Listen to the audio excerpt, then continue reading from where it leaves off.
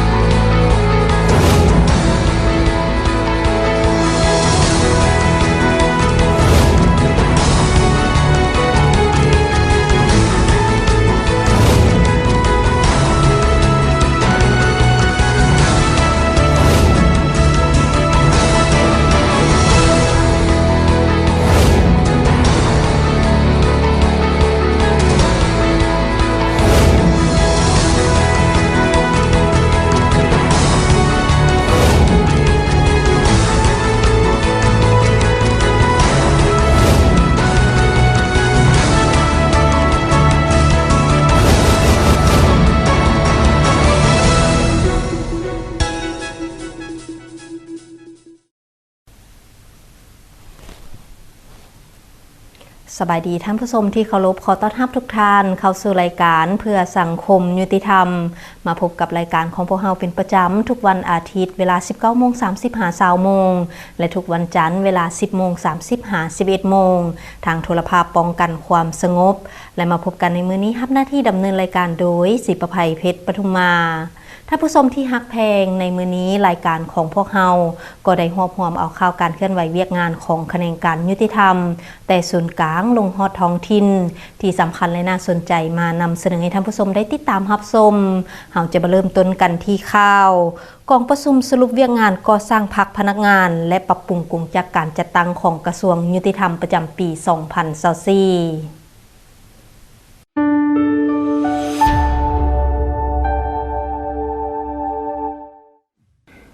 กระทรวงยุติธรรมจัดกองประชุมสรุปตีราคาเวียกงานก่อสร้างพรรคพนักงานและปรับปรุงวงจักรการจัดตั้งประจำปี 2024 ขึ้นในวันที่ 2 พฤษภาคม 2025 ที่ห้องประชุมของกระทรวงยุติธรรมโดยการเป็นประธานของสหายไพวีศรีบริภากรรมการศูนย์กลางพรรคเลขาคณะบริหารงานพรรครัฐมนตรีกระทรวงยุติธรรมมีบรรดาคณะประจำพรรคผู้ตั้งหน้าจากคณะจัดตั้งศูนย์กลางพรรคคณะบริหารงานพรรคกระทรวงคณะหน่วยภาคภาคฐานองค์การบรรดากลุ่มศูนย์แก้ไขข้อขัดแย้งทางด้านเศรษฐกิจสภาทนายความและพนักงานราชการที่มีตำแหน่งขั้นรองหัวหน้าแผนกขึ้นไปเข้าร่วมจุดประสงค์ของกองประชุมเพื่อให้คณะพรรคสมาชิกพรรคพนักงานมีความรับรู้เข้าใจเป็นเอกภาพต่อเนื่องในเวียกงานก่อสร้างพรรคพนักงานและนำพาจัดตั้งพัฒนาขยายเข้าในทิศทางแผนการของตนเล็งใส่เสริมขยายด้านตั้งหน้าจำกัดแก้ไขด้านอ่อนของโครงสร้างและสิ่งหย่อท้อต่างๆเกี่ยวกับเวียกงานจัดตั้งแนวใส่ให้เวียกงานดังกล่าวบรรลุตามคาดหมายที่วางไว้เพื่อยุ่งแหงขบวนการเคลื่อนไหวเวียกงานก่อสร้างพรรคพนักงานและปรับปรุงกงจักรการจัดตั้งพร้อมทั้งเพิ่มทวีความรับผิดชอบความเป็นเจ้าการของคณะพรรคแต่ละขั้นต่อเวียกงานดังกล่าวให้สูงขึ้นกว่าเก่าในกองประชุมบรรดาสหายที่เข้าร่วมกองประชุมก็ได้รับฟังการเผยแพร่บทโอลมของสหายบุญทองจิตมณีกรรมการกรมการเมืองศูนย์กลางพรรคผู้ประจำการคณะเลขาธิการศูนย์กลางพรรครองประธานประเทศต่อกองประชุมสรุปเวียกงานก่อสร้างพรรคพนักงานและปรับปรุงวงจักรการจัดตั้งทั่วประเทศประจำปี 2024 และทิศทางปี 2025 เผยแพร่คำแนะนำเกี่ยวกับการก่อสร้างหน่วยพรรคปลอดใสเข้มแข็งนักแน่นผ่านบทสรุปการจัดตั้งปฏิบัติเวียกงานก่อสร้างพรรคพนักงานและปรับปรุงวงจักรการจัดตั้งประจำปี 2024 และทิศทางแผนการประจำปี 2025 ของกระทรวงยุติธรรมและเอกสารอื่นๆที่สำคัญอีกจำนวนหนึ่งในตอนท้ายของกองประชุมท่านประธานก็ได้มีคำเห็นโอลมโดยได้ชี้นำให้บรรดาหน่วยพรรคโดยเฉพาะหน่วยพรรคกรมจัดตั้งและพนักงาน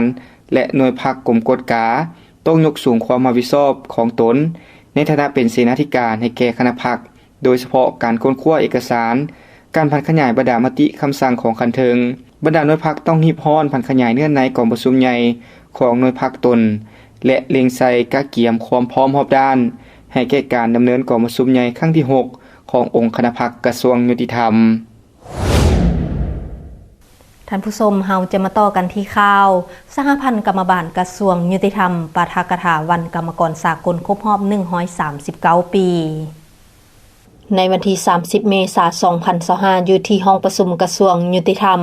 สหพันธ์กรรมบาลกระทรวงยุติธรรมได้มีพิธีปาฐกถาวันกรรมกรสากลครบรอบ139 ปีวันที่1พฤษภาคมปี 1886 หาวันที่1พฤษภาคม 2025 ขึ้นโดยการเป็นประธานของสหายคำเสิร์ชวีรพันธ์คณะบริหารงานพรรคประธานคณะบริหารงานสหพันธ์กรรมบาลกระทรวงมีบรรดาคณะพรรคบรรดาสหายคณะบริหารงานสหพันธ์กรรมบาลและสมาชิกกรรมบาลจากห้องการบรรดากรมศูนย์แก้ไขข้อขัดแย้งทางด้านเศรษฐกิจและสถาบันยุติธรรมแห่งชาติเข้าร่วมอย่างพร้อมเพรียงในพิธีสหายคำเสิร์ชวีรพันธ์ประธานคณะบริหารงานสหพันธ์กรรมบาลกระทรวงก็ได้ปาฐกถาหวนคืนมูลเสือและการเติบใหญ่ขยายตัวของชนชั้นกรรมกรและชาวผู้ออกแรงงานในทั่วโลกตลอดระยะ139 ปีที่ผ่านมาก็คือขบวนการเติบใหญ่ขยายตัวของทันแถวกรรมกรและชาวผู้ออกแรงงานลาวภายใต้การนำพาของพรรคและพร้อมทั้งปลุกระดมกำลังใจสืบต่อปรับปรุงคุณธาตุการเมืองคุณสมบัติศีลธรรมปฏิวัติยกสูงความเชื่อมั่นต่อการนำพาของพรรคความเชื่อมั่นต่อบทบาทกำลังแห่งของทันแถวกรรมกรและสาวกแห่งงานที่มีต่อประเทศชาติภายหลังสำเร็จพิธีปาฐกถาคณะบริหารงานสหพันธ์กรรมบาลกระทรวงก็ได้ผ่านบทรายงานการเมืองบทสำรวจการนำพารวมและผ่านมาตรฐานเงื่อนไขของผู้สมัครรับเลือกตั้งเป็นคณะบริหารงานสหพันธ์กรรมบาลสุดใหม่หลังจากนั้นก็ได้ดำเนินการทาบทามป้อนบัตรคัดเลือกเอาคณะบริหารงานสุดใหม่รอบ2ซึ่งมีผู้สมัครรับเลือกตั้งทั้งหมด20สหายเลือกเอา17 สหายท่านผู้ชมเฮาจะมาเบิ่งกันที่ข่าวกระทรวงยุติธรรมเปิดสุดฝึกอบรมเวียกงานสนธิสัญญาและสัญญาการค้าสากลในระหว่างวันที่5 9 พฤษภาคม 2025ที่ผ่านมาที่โรงแรมลาวภาษานครหลวงจันทน์กรมร่วมมือสากลกระทรวงยุติธรรมร่วมกับโครงการ Justice จัดฝึกอบรมเพื่อสร้างขีดความสามารถให้พนักงานกฎหมายของกระทรวงยุติธรรมและภาคส่วนที่เกี่ยวข้องโดยเชี่ยวชาญต่างประเทศภายใต้แผนปฏิบัติงานโครงการ Justice ในเวียกงานสนธิสัญญาสากลที่สปป.ลาวเป็นภาคีและสัญญาการค้าสากลลงลึกปัญหาการปกป้องตามสัญญาและความรับผิดชอบของภาครัฐต่อสัญญาโดยการเป็นประธานของทานคำพรศรีประเสริฐหัวหน้ากรมร่วมมือสากลกระทรวงยุติธรรมมีผู้ร่วมฝึกอบรมจากบรรดากรมของกระทรวงยุติธรรมกระทรวงการต่างประเทศกระทรวงการเงินกระทรวงพลังงานและบ่อแห่เข้าร่วมทั้งหมดจำนวน38ท่านจุดประสงค์ของการฝึกอบรมในครั้งนี้ก็เพื่อแนะใช้สร้างขีดความสามารถให้พนักงานกฎหมายของกระทรวงยุติธรรมและภาคส่วนที่เกี่ยวข้องสร้างความเข้าใจแบบลงลึกเกี่ยวกับขอบกฎหมายสำหรับความรับผิดชอบของภาครัฐภายใต้กฎหมายของสปป.ลาวและกฎหมายสากลรวมไปถึงการลงลึกเกี่ยวกับสนธิสัญญาการลงทุนแบบทวีภาคีการปกป้องเวียกงานอนุญาโตตุลาการและกลไกการแก้ไขข้อขัดแย้งทักษะของพนักงานกฎหมายและภาคส่วนอื่นที่เกี่ยวข้องในการหาความเห็นทางด้านกฎหมายให้ถูกต้องและรับประกันความสอดคล้องกับหลักการสากลซึ่งสุดฝึกอบรมในครั้งนี้ได้ดำเนินมาฮอดวันที่9 พฤษภาคม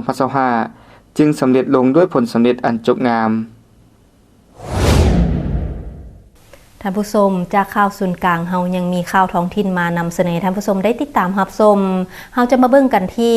คณะพรรคหากฐานแผนกยุติธรรมนครหลวงเวียงจันทน์ไขกองประชุมใหญ่ครั้งที่3ของตน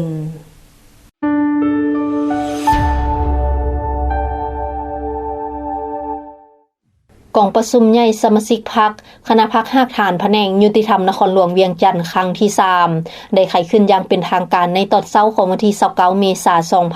2025ที่ห้องประชุมแผนกยุติธรรมนครหลวงเวียงจันทน์โดยการเป็นประธานของสหายปริญญาเอกภูธรแก้วดวงมณีเลขาคณะพรรคหากฐานแผนกยุติธรรมนครหลวงเวียงจันทน์ให้เกียรติเข้าร่วมโดยสหายปริญญาเอกทรงเล่ายงนูห้องเลขาคณะพรรคนครหลวงเวียงจันทน์สหายวีรพงษ์อินทิราชห้องคณะจัดตั้งนครหลวงเวียงจันทน์มีบรรดาคณะพรรคหากฐานสมาชิกพรรคสมบูรณ์ผู้ตั้งหน้าองค์การจัดตั้งมหาชนพร้อมด้วยแขกทึกเชิญโดยมีสมาชิกพรรคสมบูรณ์เข้าร่วมจำนวน98สหายหญิง44สหาย ในกองประชุมผู้เข้าร่วมได้รับฟังการผ่านบทรายงานการเมืองแผนพัฒนาเวียกงานยุติธรรมและแผนพัฒนาเวียกงานกองปฏิบัติคำตัดสินของศาลพร้อมทั้งผ่านบทสำรวจการนำพารวมของคณะพรรคชุดที่3ตลอดระยะ5ปีผ่านมาของคณะพรรคหักฐานแผนงยุติธรรมนครหลวงเวียงจันทน์กองประชุมยังได้พร้อมกันค้นคว้าประกอบคำเห็นเป็นเอกภาพรับรองเอาบทรายงานการเมืองและบทสำรวจการนำพารวมของคณะพรรคหักฐานแผนงยุติธรรมนครหลวงเวียงจันทน์ในการนำพาชี้นำการจัดตั้งปฏิบัติมติกองประชุมใหญ่ตลอดระยะ5ปีผ่านมา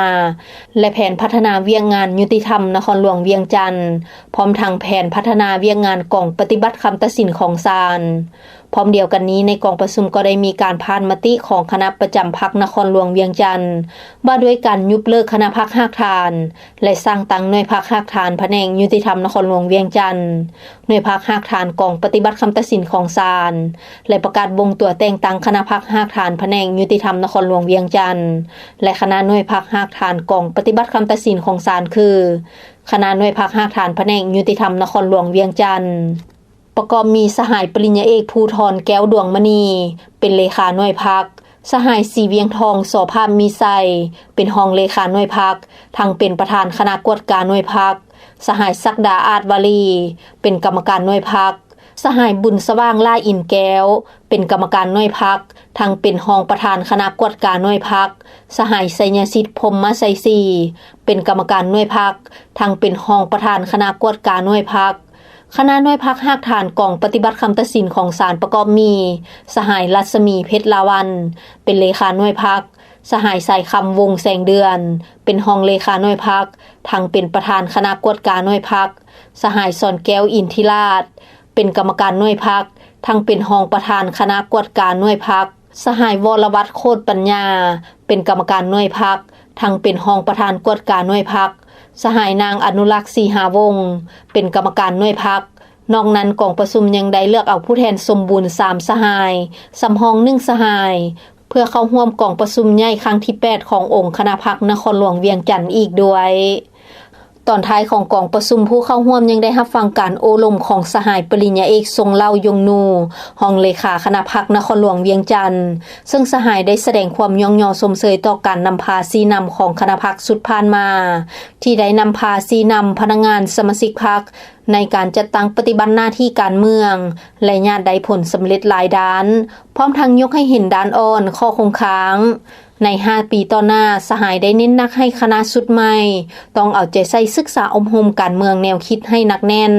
มีแบบแผนวิธีนำพาวิธีเฮ็ดเวียกที่ถูกต้องปรับปรุงการจัดตั้งพรรคให้เข้มแข็งสืบต่อเคลื่อนไหวนำพาจัดตั้งปฏิบัติมติกองประชุมคณะพรรคหักฐานที่ได้รับรองเอาแล้วนั้นไปจัดตั้งผันขยายเข้าสู่การปฏิบัติตัวจริงให้มีผลงานใหม่ใหญ่หลวงกว่าเก่าท่านผู้ชมที่ผ่านไปนั้นก็แม่นข่าวการเคลื่อนไหวเวียกงานของแขนงการยุติธรรมแต่ศูนย์กลางลุงฮอท้องถิ่นประจำอาทิตย์นี้ส่วนระยะหน้าจะให้ท่านผู้ชมได้รับชมละครสั้นที่มีชื่อเรื่องว่านี่ชีวิตซึ่งว่าละครเรื่องดังกล่าวนี้จะส่องแสงถึงปัญหาใดนั้นติดตามรับชมได้ในระยะหน้าแต่ตอนนี้พักก่อนคอมเมนต์เดียวที่คนพิมพ์บ่คิดมันอาจทำให้จิตใจคนอื่นจนถึงแก่ชีวิตได้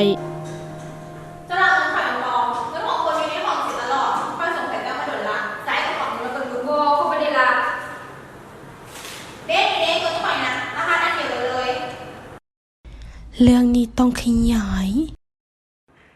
คือเป็นคนแบบนี้ตายงามละล่ะขี้ลักขี้เหงื่อสังคม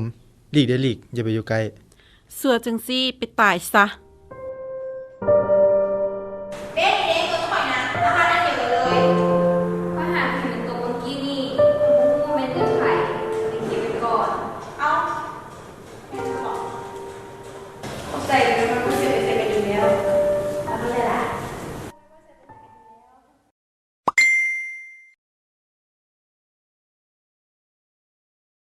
ถ้าเป็นแบบนั้นก็แม่นเราเฮ็ดผิดแท้แต่ถ้าบ่แม่นความจริงเราสามารถเอาผิดทางกฎหมายคนที่โพสต์ประจานเราได้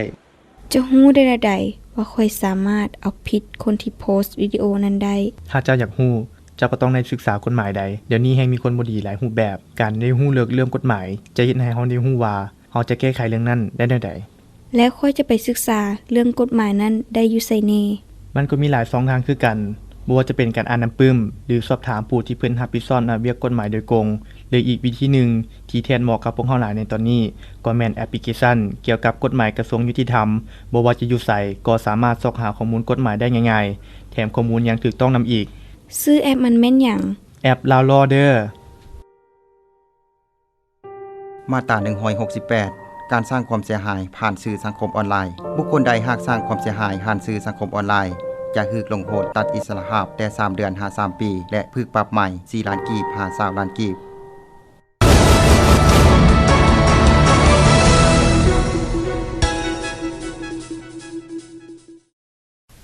ขอต้อนรับท่านผู้ชมทุกท่านเข้าสู่ระยะที่ 2 ของทางรายการสำหรับระยะนี้จะให้ท่านผู้ชมได้รับชมละครสั้นที่มีชื่อเรื่องว่านี่ชีวิตละครเรื่องดังกล่าวจะเป็นอะไรเชิญบรรดาท่านติดตามรับชมได้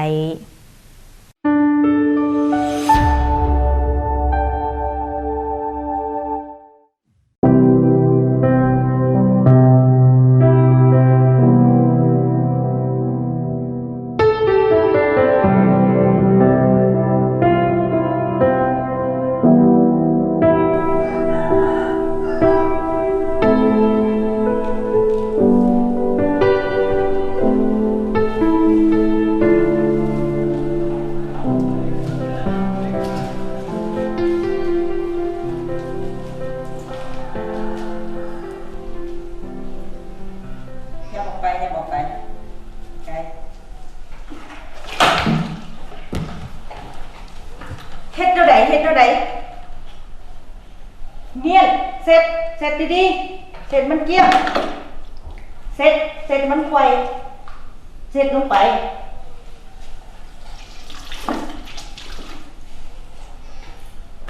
ให้มันสะอาดอยู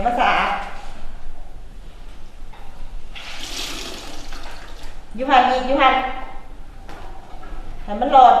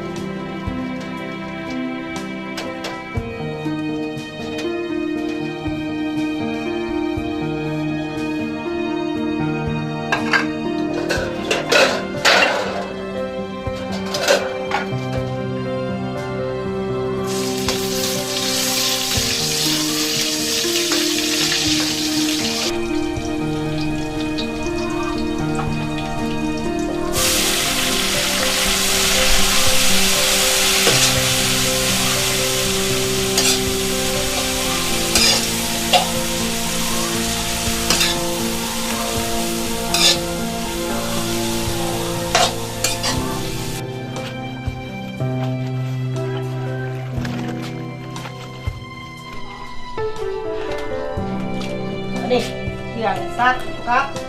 ซักให้มันสะอาดลิ้นซอยอยู่หั่นแหละ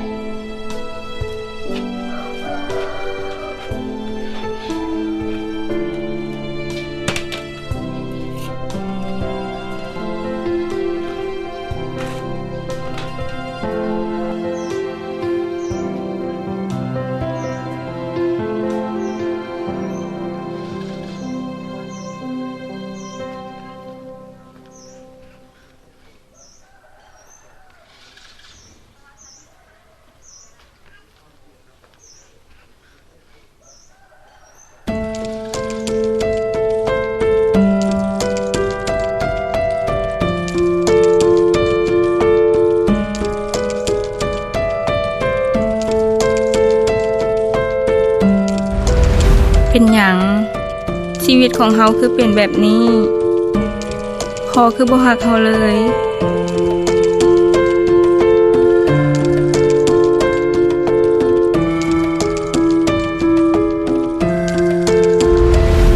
มันไกลกำหนดมาหลายแล้วนะนี่ เจ้าคือสิมีปัญญาหาเงินมาใช้แทนค่อยดอกอันนี้ยกลูกสาวเจ้าให้ค่อยซะเพื่อใช้แทนหนี้สินนอกจากนี้ค่อยจะเอาเงินให้เจ้าอีกจำนวนหนึ่งถือว่าซื้อขาดตัวเลยตกลงบ่ เจ้าตกลงแม่มันเอ้ยเจ้ามานี่ดูไปบอกอีน้อยเก็บเครื่องให้ไปเฮ็ดเวียงน้ำเพิ่นไปเดี๋ยวนี้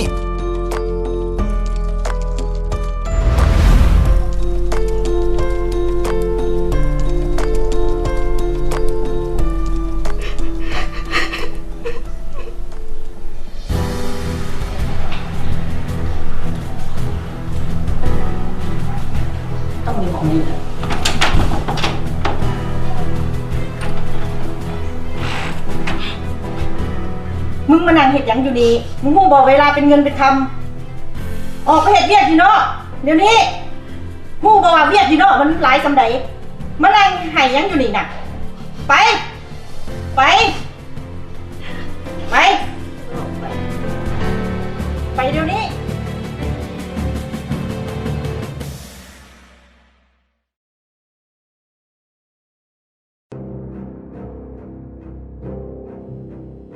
เรื่องราวที่เกิดขึ้นกับข่อยนี่ข่อยบ่ฮู้ว่าจะเฮ็ดแนวใดดี ถึงจะออกจากคุมนรกนี้ได้ข่อยก็แม่นคนผู้หนึ่งเป็นหยังคือซื้อขายกันปานก็ว่าแม่นผักแม่นปลา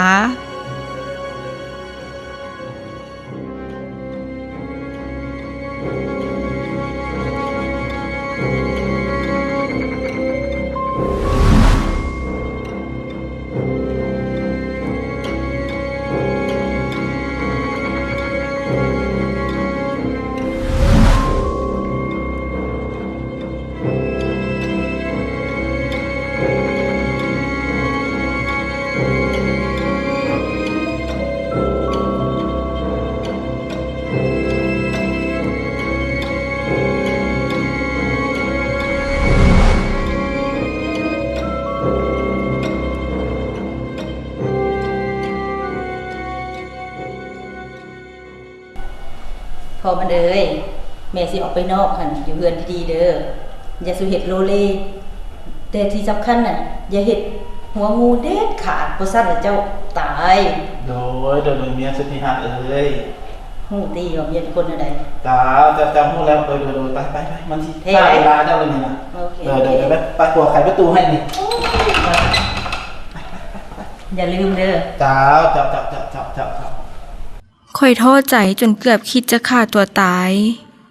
แต่ฟ้าก็ยังเห็นใจข่อย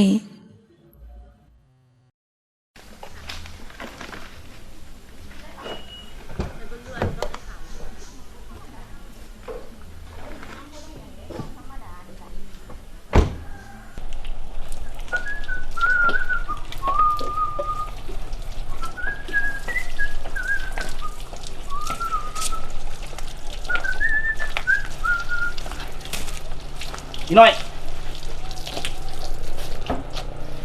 มึงอยู่เฮือนดีๆเด้อมึงจะคิดรักนี่เลยกูสิออกไปซื้อเครื่องนี่บุดเดียวกูกลับมากูบ่เห็นมึงแล้วมึงตาย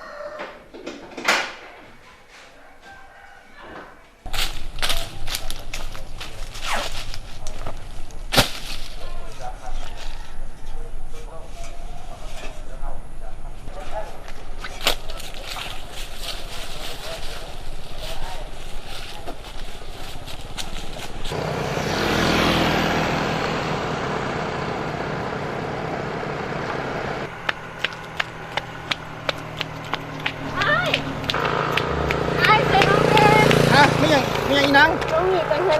เกิดยังขึ้นอยู่ไสไกลจากนี้บ่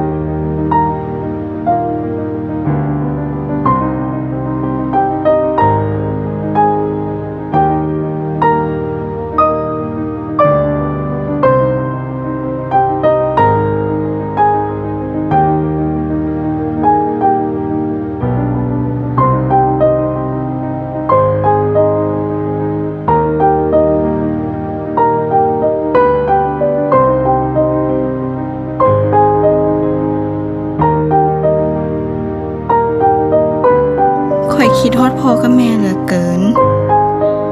แต่ข่อยคงบ่สามารถกลับไปหาเพิ่นได้ในตอนนี้เพราะตราบใดที่บาดแผลในหัวใจของข่อยมันยังบ่จางหายทุกๆอย่างที่เกิดขึ้นกับข่อยจะคิดเสียว่ามันคือหนี้ชีวิต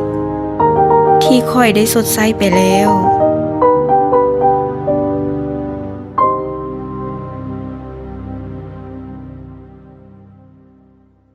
อิงตามประมวลกฎหมายอาญาแห่งสปป.ลาวมาตรา213การขายคนได้ระบุไว้ว่าบุคคลใดหากได้ขายคนจะถูกลงโทษตัดอิสรภาพแต่5ปีหา10ปีและจะถูกปรับใหม่แต่30ล้านกีบหา70ล้านกีบในกรณีที่มีการขายแต่2คนขึ้นไปจะถูกลงโทษตัดอิสรภาพ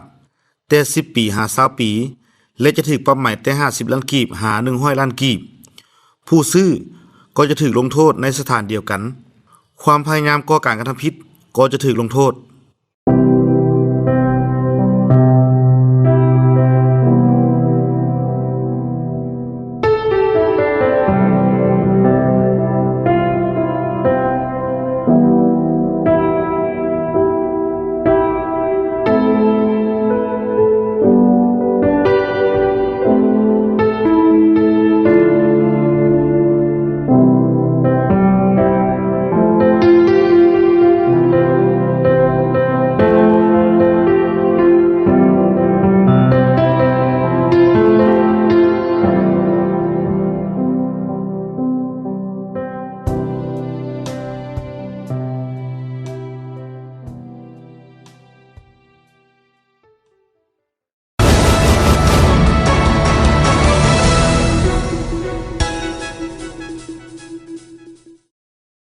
ท่านผู้ชมทั้งหมดนั้นก็แม่นข่าวการเคลื่อนไหวเวียกงานของแขนงการยุติธรรมแต่ส่วนกลางลงฮอดท้องถิ่นประจำอาทิตย์นี้และละครสั้นที่มีชื่อเรื่องว่าหนี้ชีวิตหวังว่าละครเรื่องดังกล่าวนี้จะเป็นบทเรียนและเป็นคติเตือนใจให้แก่ท่านผู้ชมได้หลายพอสมควรและมาฮอดตอนนี้ก็เป็นระยะสุดท้ายของทางรายการแล้วต้องขอขอบใจท่านผู้ชมที่ให้เกียรติติดตามรับชมรายการของพวกเรามาแต่ต้นจนจบท่านสามารถรับชมรายการเพื่อสังคมยุติธรรมใดในวันและเวลาเดียวกันนี้มาฮอดนี้ผู้ดำเนินรายการศิประภัยเพชรปทุมาพร้อมด้วยทีมงานต้องขอลาท่านผู้ชมไปก่อนแล้วพบกันใหม่สบายดี